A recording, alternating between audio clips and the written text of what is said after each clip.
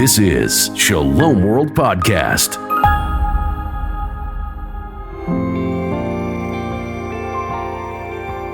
Welcome to Voyage. I am your host, Frances Hogan. Welcome to our sharing on St. John's Gospel. In this episode, I want to bring us into chapter 2 of St. John's Gospel, and I'm going to read part of it first, and then I'm going to dissect it, sometimes line by line, sometimes word by word, because people read this on a superficial level and they come to conclusions that John didn't think about. John has very deep things in mind when he's actually giving you this text. So let's read it. 3 days later, there was a wedding at Cana in Galilee. The mother of Jesus was there, and Jesus and his disciples were also invited.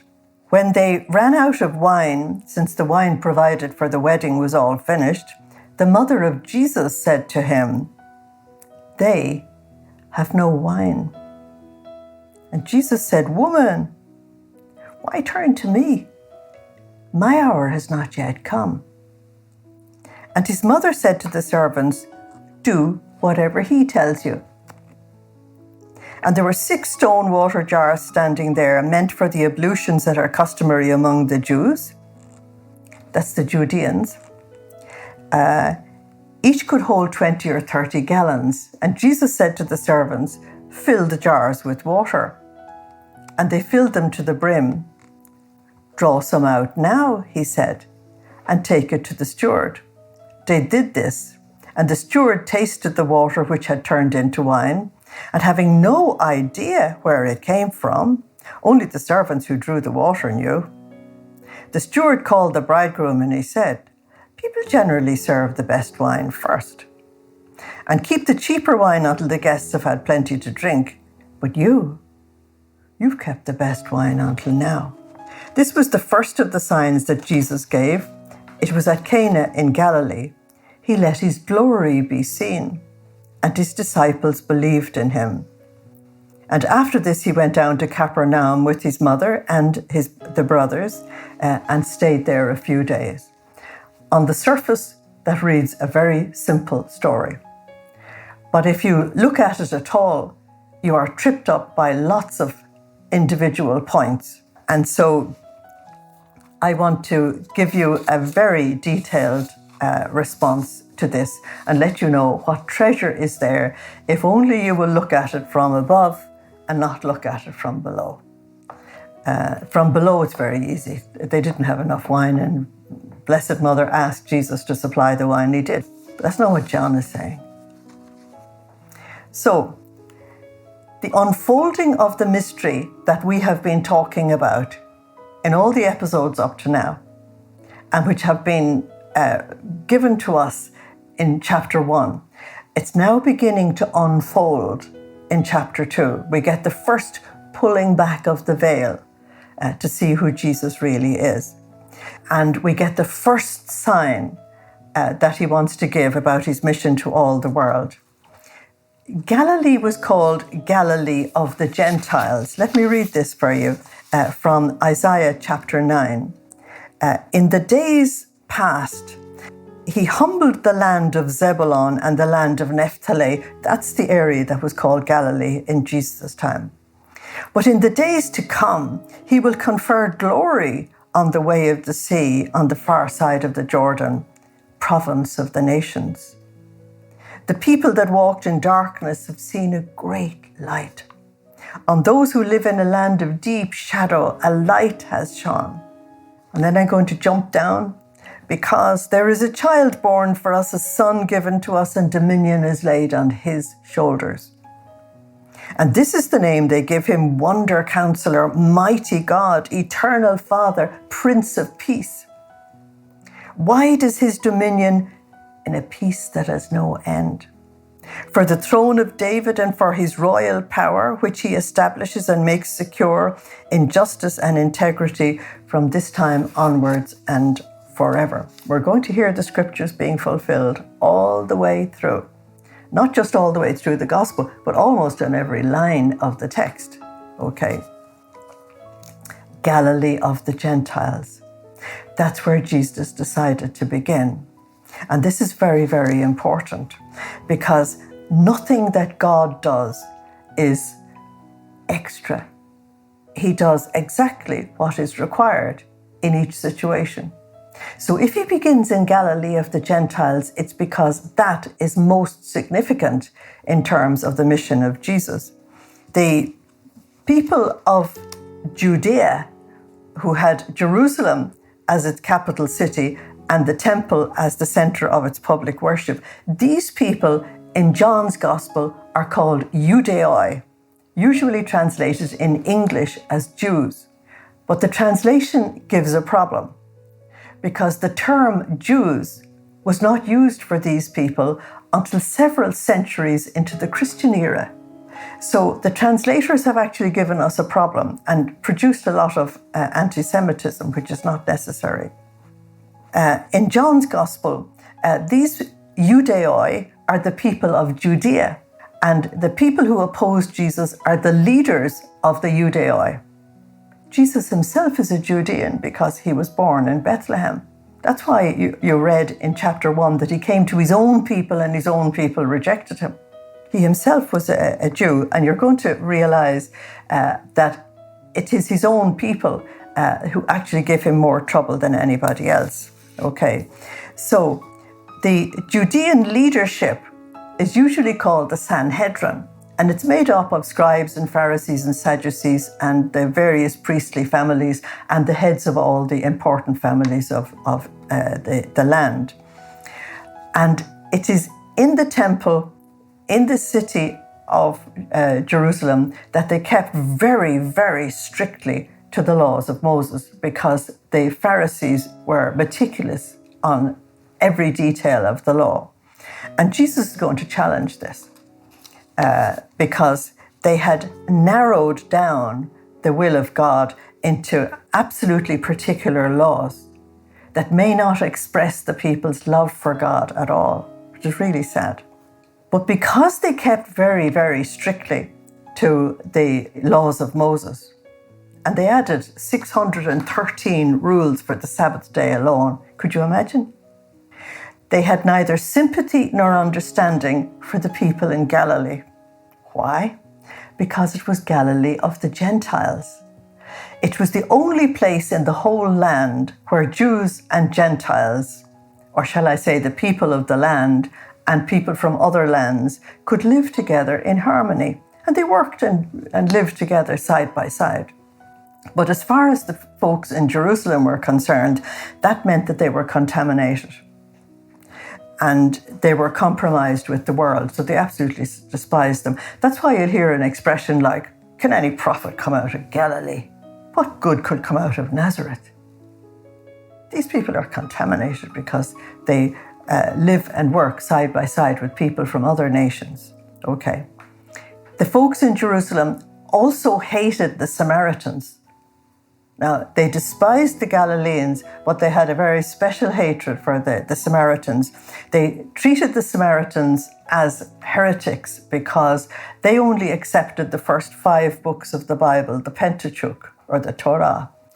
The Samaritans didn't accept the prophets and the other writings. And so there was an expression which is going to be thrown at Jesus in chapter 8, verse 48, that you are possessed and that you are a Samaritan. And for the folks in Jerusalem, that was the same thing, Samaritan and possessed. In other words, you're worshipping the devil. It's really frightening. And so the folks in Jerusalem are against this area. And the amazing thing is that when God became man, he chose to go to Galilee and he chose to go to the Samaritans. You'll hear and see him going to the Samaritans in chapter 4. In other words, we have the proof of a text I've already given to you that God's ways and our ways are very different. God's way of thinking and our way of thinking are total opposites. And in doing this, God is telling us that he doesn't think or work like us. Not at all. He's very different to us. And the strange thing is that it is in Galilee and among the Samaritans that people will be much more open to Jesus. They will listen to him, they will receive him, and insofar as human beings can respond, they do respond to him. It's very interesting. So you have to remember, as we are going through the gospel, about the two levels, the level of above and the level of below. This is very important, because if you read what happens at Cana of Galilee from below, it's very simple. When I show it to you from above, you'll see how utterly profound it actually is. So as we go through the text, we need to ask the Lord to raise us up to the level of above, so that we have eyes to see, ears to hear, and hearts that will understand. Otherwise, we're going to miss it. The very first thing we have to examine are the first three words, 3 days later. This gospel sits on the third day, because Jesus rose from the dead on the third day, and the whole gospel is moving in that direction. So we have to look at the significance of the third day, and it is very significant in the scriptures, okay? If you go back to the very beginning of the Bible in Genesis chapter 1, the story of creation, it was on the third day that God declared twice that the development of his works was good, and he blessed them. So he began blessing them on the third day. This is very important. And it's when we come to the third day at the end of the gospel, you'll realize the enormity of the blessing that God gives to the work of redemption. Okay, so in Exodus chapter 19, we then have the covenant of Moses about to be signed on Mount Sinai. And this is what Moses said to them. And this is Exodus chapter 19 from verse 10. Go to the people and tell them to prepare themselves today and tomorrow. Let them wash their clothing and hold themselves in readiness for the third day. Because on the third day, God will descend on the mountain of Sinai, and he will descend in the presence of the whole people. Now that is a prophetic forecast to the Lord showing himself on the third day in resurrection. And so they had to hold themselves in readiness for this extraordinary event that was going to happen. When you go to Genesis chapter 22, you have the story of Abraham taking his son Isaac to Mount Moriah to sacrifice Isaac in obedience to the Lord. And what happens? They arrive on the third day. Don't you think that's interesting? Because the sacrifice of Isaac is the prophetic forecast of the sacrifice of Jesus on Calvary. You're told in Jonah chapter 1 verse 17 that Jonah was in the belly of the fish for 3 days and 3 nights. Back in Matthew's gospel, which I've already done, Jesus gave the sign of Jonah as the sign of his resurrection, that the Son of Man would be in the heart of the earth for 3 days and 3 nights. So, John wants to tell us that as we begin reading chapter 2, that we've to keep Jesus' great victory on the third day in our minds as he begins to unfold the mystery piece by piece as we go along. Of course, he will give us a final sign of the third day before that, and that will be the raising of Lazarus, which will happen on the third day. And the raising of Lazarus is an absolutely extraordinary preparation for the resurrection of Jesus himself. We'll deal with that later. So we're still on verse 1. And the next thing we have to look at is there was a wedding in Cana of Galilee.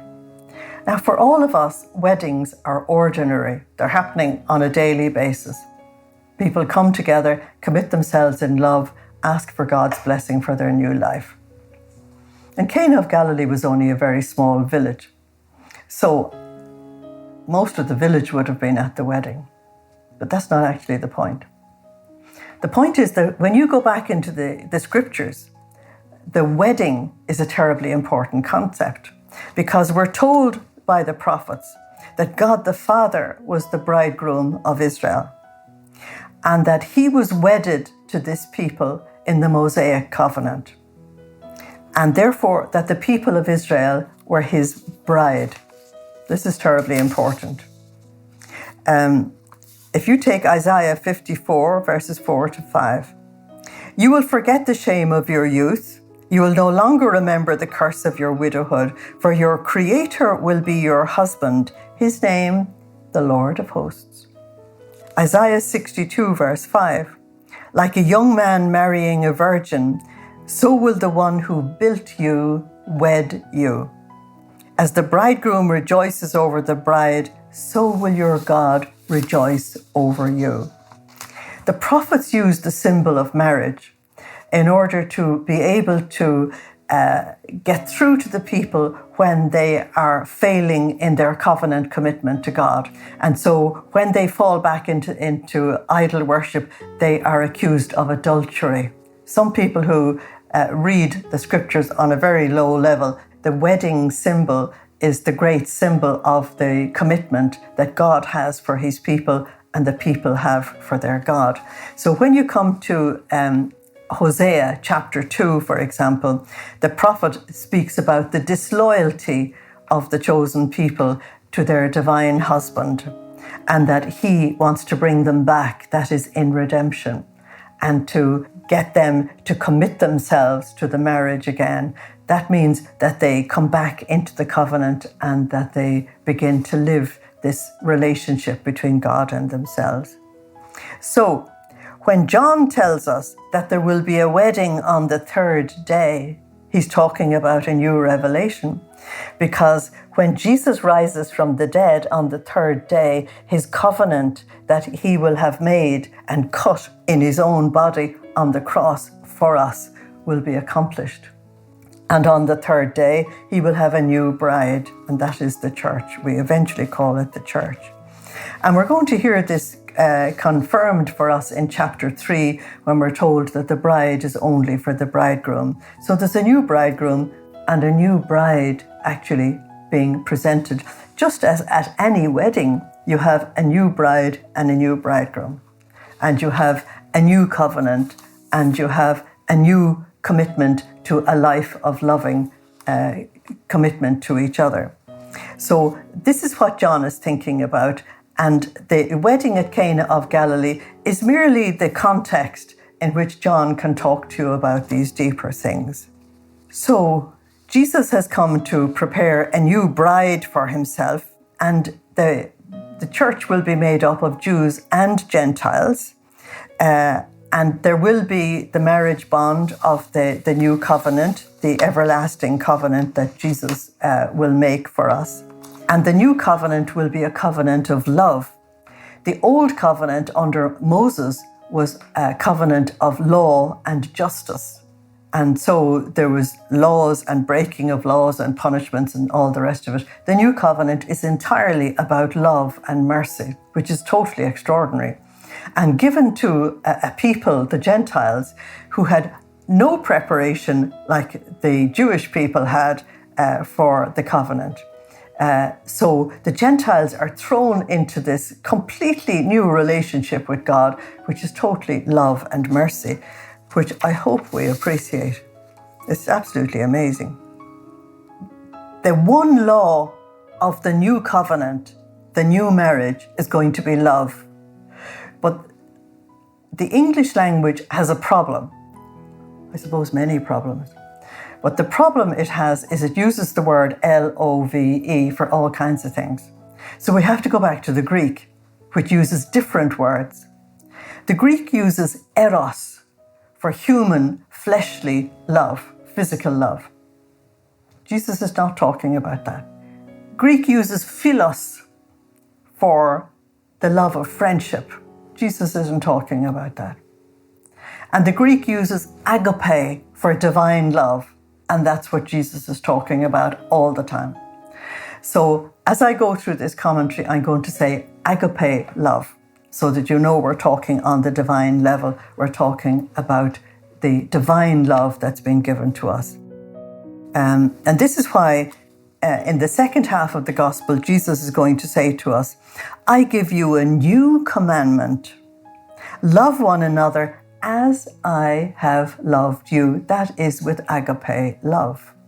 And by this love, which is completely different to eros and philos, by this love, everybody will know that you are my disciples. This love is going to be completely different. And one of the things they said during the time of the Acts of the Apostles is these Christians, how they love one another. It's just amazing. It's not selfish. It's not egotistical. It's not what I can get out of it. This one law, this agape love, is a forgiving love. It's a self-sacrificing love. It's an all-conquering love that Jesus is going to conquer every single nation on earth with. It doesn't matter what your culture is. It doesn't matter where you came from. It doesn't matter who your tribe is. It doesn't matter what your color is. This one love is the all-conquering love. And eventually the human race will actually surrender. We resist as much as we like because we're so selfish and we're so caught up in this lower level. And so in order to introduce us to this agape love, we were told in chapter 1 that Jesus has come to us as incarnate love. He literally embodies this love. And so he is the model. And we watch him and we watch how he operates and we listen to what he says because that is the model. So we look at Jesus and we find the most important thing for him is to do the Father's will. So we will realize as the bride of this bridegroom that the most important thing for us as the church is to do God's will. The second thing is that you love one another. And if this love doesn't exist between us, then the sign of his covenant is actually not there. But we have to love on the realm of above. That's what conquers. Selfish, egotistical love doesn't get anywhere. The next thing we need to look at in this is the young couple who are getting married at Cana of Galilee. You're told nothing about them. You're not told their names. You're not told anything. They're just there. So if people are not actually named and called out, as we would say, then you've got to say, what is John saying? The answer is, he's saying a lot. The couple are not named because John wants you to read this text not on the natural level that Jim and Joan are getting married, because that's not what he's talking about. He's not talking about that at all. The couple represent all the people in the new covenant who will be committed to each other by this command of Jesus and by this covenant of Jesus. And they will be committed together in love. And the new marriage that Jesus is going to bring for us in the new covenant is going to be a marriage made in heaven. It's going to be a love marriage. And this is the way Jesus described it. John 15:9. As the Father has loved me, as the Father has loved me, so I have loved you. So you must love one another. There you have the whole thing. The Father has loved the Son infinitely, absolutely, eternally, unconditionally, knowing him absolutely. And Jesus has loved us infinitely, absolutely, unconditionally, with absolute forgiveness, knowing us for who we are. And he says that this agape love is what we have to give to other people, knowing them for who they are, knowing their faults, their failings, their shortcomings, everything. That we have this all-conquering love. It's totally incredible. It's a marriage made in heaven. And so this marriage at Cana of Galilee represents this marriage made in heaven. And in our next episode, I want to take it up from there. Thank you for listening. Slán agus Banach Dé live. Goodbye. God bless you. Thank you for joining us today. We'd like to hear what you thought of today's session. Share your feedback with us at podcast@shalomworld.org. You can motivate and support us today. shalomworld.org/donate. Visit shalomworld.org for more information about Shalom World Podcasts. To get the latest updates, make sure you follow us on Instagram at Shalom World Podcasts. Shalom World Podcasts is now available on all online platforms, including Apple Podcasts, Spotify, Stitcher, and others.